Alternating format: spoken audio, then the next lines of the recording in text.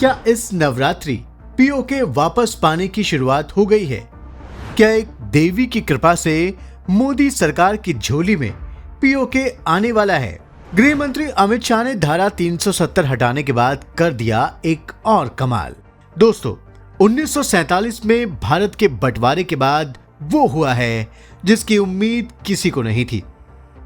इस नवरात्रि कश्मीर घाटी में एक ऐसी पूजा हुई है जो धार्मिक रूप से ही नहीं बल्कि राजनीतिक रूप से भी बहुत अहम है। ये पूजा भारत के जियोपॉलिटिकल नक्शे में बहुत बड़े बदलाव का संकेत दे रही है। ये पूजा इस बात की तरफ इशारा कर रही है कि अब गिनती के ही दिन बचे हैं जब पाक अधिकृत कश्मीर यानी पीओके भारत के पास वापस आने वाला है, और ये होगा एक देवी मां की कृपा से, क्योंकि देश के गृह मंत्री अमित शाह ने एक ऐसा कमाल कर दिया है जिससे ये देवी मां अति प्रसन्न हो गई हैं। अमित शाह ने क्या ऐसा कमाल किया है और वो कौन सी देवी हैं जिनकी कृपा से पीओके भारत को वापस मिलने वाला है? आज आपके सामने ये खुलासा होने वाला है। बस आप देखते रहिए द कर्मा। दोस्तों, गृह मंत्री अमित शाह ने 5 अगस्त 2019 को अचानक संसद में कश्मीर से धारा 370 हटाने का अधिनियम लाकर पूरे देश को चौंका दिया था। जिस चीज के बारे में लोग सपने में भी नहीं सोच रहे थे, अचानक वो उनके सामने आ गया था। कश्मीर को लेकर एक ऐसा ही कदम गृह मंत्री अमित शाह ने फिर उठा लिया है। अमित शाह के इस बड़े फैसले को साकार करने की नींव 2023 की चैत्र नवरात्रि में पड़ी थी, और अब 2023 की शारदीय नवरात्रि में इस फैसले ने अपने पहले कदम बढ़ा दिए हैं। और ऐसा लग रहा है कि ये बढ़े हुए कदम न केवल हजारों साल पुरानी परंपरा को फिर उसी रूप में जिंदा कर देंगे, बल्कि सांप्रदायिकता की बलि चढ़ी भारत की भूमि को भी वापस दिलाएंगे। दोस्तों, चैत्र नवरात्रि में गृह मंत्री अमित शाह ने कश्मीर में एलओसी के पास जिस शारदा पीठ मंदिर का जीर्णोद्धार करने के बाद उद्घाटन किया था, मंदिर में पंचलोहा की प्रतिमा स्थापित की गई थी, जिसके लिए कर्नाटक के श्रृंगेरी से इस मंदिर में प्रतिमा लाए जाने के लिए यात्रा भी हुई थी। उसी मंदिर में अब 75 साल के बाद शारदीय नवरात्रि में पहली बार कलश स्थापना के साथ विधिवत पूजा शुरू हुई है। ये मंदिर कश्मीर के कुपवाड़ा जिले के टीटवाल में स्थित है। मंदिर में पूजा की जो तस्वीरें सामने आई हैं, उसने हर सनातनी का सीना चौड़ा कर दिया है। मंदिर में भगवा वस्त्र पहने पुजारी जी देवी की प्रतिमा के सामने पूजा कर रहे हैं।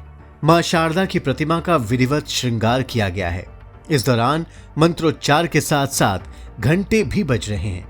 शारदा मंदिर में हुई इस पूजा में हम्पी के गोविंदानंद सरस्वती मुख्य अतिथि के रूप में मौजूद थे।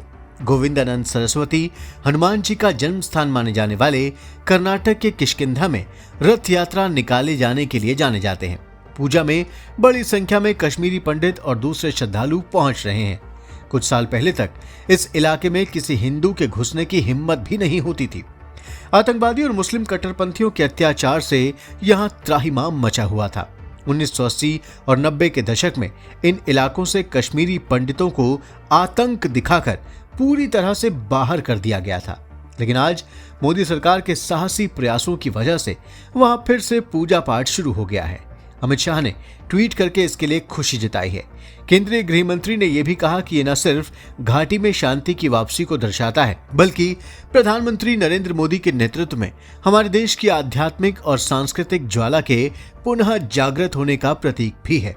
दोस्तों, पवित्र शारदा पीठ का पूरा इलाका एलओसी के आसपास है। शारदा पीठ का मुख्य मंदिर पाकिस्तान के कब्जे वाले इलाके में है। मुख्य मंदिर एलओसी से मात्र 10 मील दूर नीलम नदी के किनारे पर स्थित है। पौराणिक कथाओं के अनुसार सती की मृत्यु के बाद जब भगवान शिव उनका शव लेकर तांडव कर रहे थे, तब उनका दाहिना हाथ यहीं पर गिरा था। ये मंदिर देवी के 18 शक्ति पीठों में से एक है। बताया जाता है कि कम से कम 5000 साल पहले का ये मंदिर है।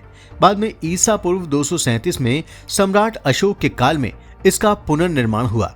शारदा पीठ शिक्षा का भी बड़ा केंद्र था। बताया जाता है कि पाणिनि ने अपने अष्टाध्यायी का संकलन यहीं किया था। शाक्त संप्रदाय का ये पहला समर्पित स्थल माना जाता है। ये शैव संप्रदाय का भी पवित्र स्थल है।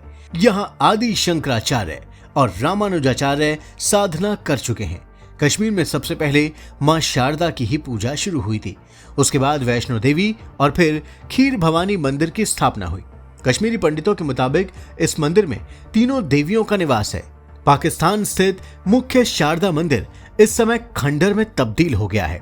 भारत सरकार पंजाब में करतारपुर कॉरिडोर की तरह ही कश्मीर में शारदा कॉरिडोर बनाने की कोशिश कर रही है।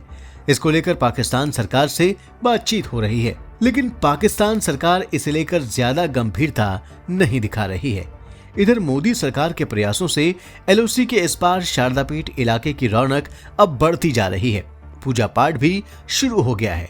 लोगों का मानना है कि पूजा पाठ शुरू होने से देवी प्रसन्न हो गई हैं और जल्द ही शारदा पीठ ही नहीं बल्कि पूरा पीओके भारत के पास वापस आ जाएगा।